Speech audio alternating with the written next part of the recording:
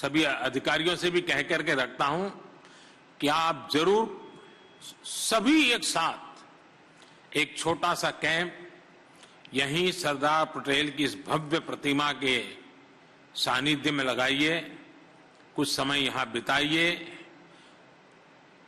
और भारत के इस अनोखे शहर को, यानी एक टूरिस्ट डेस्टिनेशन कैसे डेवलप हो रहा है, उसको भी आप जरूर अनुभव करें। साथियों, एक साल पहले जो स्थितियां थी, आज जो स्थितियां हैं, उसमें बहुत बड़ा फर्क है। मुझे विश्वास है कि संकट के इस समय में देश ने जिस तरह काम किया, देश की व्यवस्थाओं ने जिस तरह काम किया, उससे आपने भी बहुत कुछ सीखा होगा। अगर आपने सिर्फ देखा नहीं होगा, ऑब्जर्व किया होगा, तो आपको भी बहुत कुछ आत्मसात करने जैसा लगा होगा।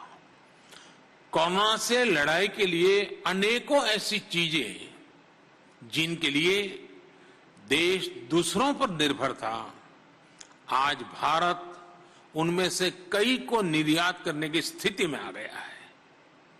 संकल्प से सिद्धि का यह बहुत ही शानदार उदाहरण है। साथियों, आज भारत की विकास यात्रा के जिस महत्वपूर्ण कालखंड में आप हैं, जिस समय आप सिविल सेवा में आए हैं, वो बहुत विशेष है। आपका बैच जब काम करना शुरू करेगा, जब आप सही मायने में फील्ड में जाना शुरू करेंगे, तो आप वो समय होगा जब भारत अपनी स्वतंत्रता के 75 वर्ष में होगा। ये बड़ा माइलस्टोन है, यानी आपकी इस व्यवस्था में प्रवेश और भारत का 75वां आजादी का पर्व। और साथियों, आप ही वो ऑफिसर्स हैं, इस बात को मेरी भूलना मत। आज हो सके तो रूम में जाकर के डायरी में लिख दीजिए।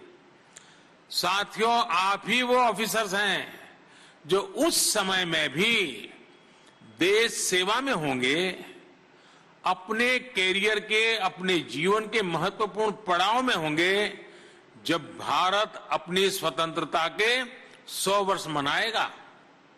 आजादी के 75 वर्ष से 100 वर्ष के बीच के ये 25 साल भारत के लिए बहुत ज्यादा अहम है।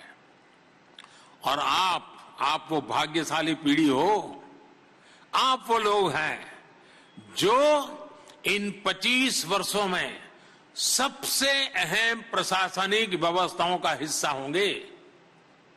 अगले 25 वर्षों में देश की रक्षा, सुरक्षा, गरीबों का कल्याण, किसानों का कल्याण, महिलाओं, नौजवानों का हित, वैश्विक स्तर पर भारत का एक उचित स्थान, बहुत बड़ा दायित्व आप लोगों पर है।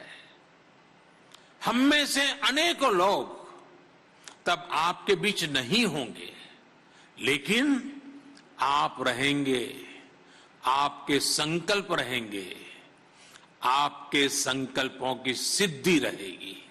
और इसलिए आज के इस पावन दिन आपको अपने से बहुत सारे वायदे करने हैं। मुझे नहीं, खुद से। वो वायदे जिनके साक्षी सिर्फ और सिर्फ आप होंगे, आपकी आत्मा होगी। मेरा आपसे आग्रह है कि आज की रात सोने से पहले खुद को आधा घंटा जरूर दीजिएगा।